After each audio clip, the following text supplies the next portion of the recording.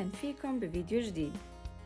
بعد ما نشرت بيسان قصة طردها من حفل غيث مروان وكأنها اعتبرت ما جرى معها صفعة لها، تعاطف معها عدد كبير من المتابعين، وبالمقابل لامها جزء منهم على ذهابها بدون دعوة. واللافت أن محمد جواني ما فوت هاي الفرصة ونشر ستوريات كتب فيها: هذا المجال ما ضل فيه أي احترام، والناس ما بتعرف شو يعني كلمة احترام.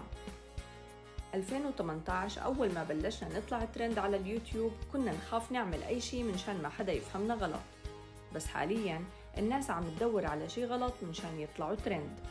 خلصنا بقى، ضل شي ما عملتوه؟ أنا بوعدكم في أشياء جديدة رح خليكم ترجعوا تشوفوا اسمي في الترند، وارجع أعلمكم شو يعني الاحترام والمحتوى اللي ما فيه كذب وقصص فاضية.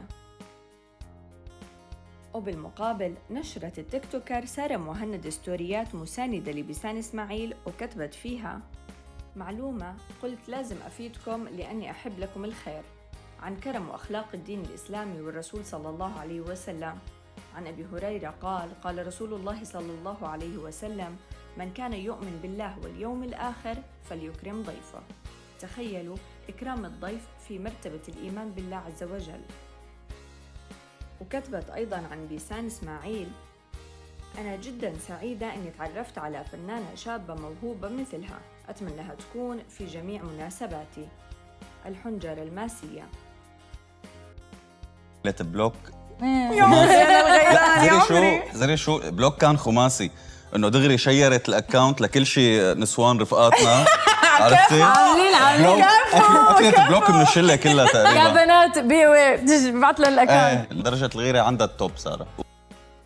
برأيكم هل سبب عدم السماح لبيسان إسماعيل بالدخول هو قرار من غيث مروان لأنها تكلمت عن طلبه لتامر حسني، أو إنه سبب مشاكل قديمة بسبب نارين، أو إنه شلة دبي طلبوا منه عدم دخولها لأنه سارة زوجة زياد وسالي وغيرهم بيتفقوا على بلوك جماعي لأي فتاة بتقترب من أزواجهم؟ شاركوني رأيكم بالتعليقات وتابعوني لكل جديد ودمتم بخير.